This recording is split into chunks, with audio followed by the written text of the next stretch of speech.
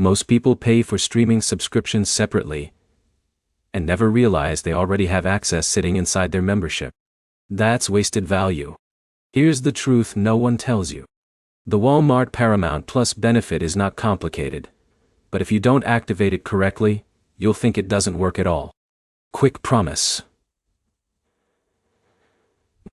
In the next few minutes, you'll learn exactly how to activate the Walmart Paramount Plus benefit in 2026, how to connect it properly, and how to avoid the common setup mistakes that block access.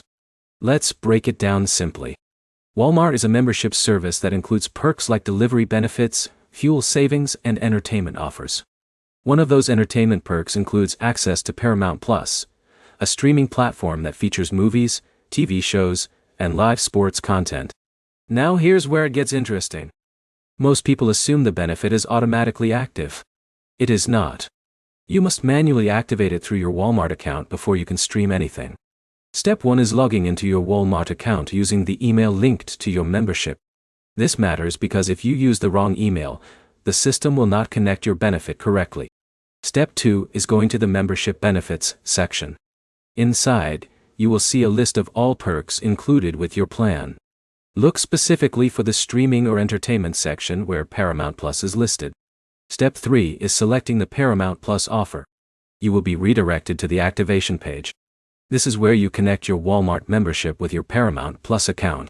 But here's the problem most users face. They either already have a Paramount Plus account with a different email, or they skip the linking step. That creates a mismatch, and the benefit does not activate properly. Step 4 is either signing in or creating a new Paramount Plus account. If you already have one, make sure you use the same email as your Walmart account if possible.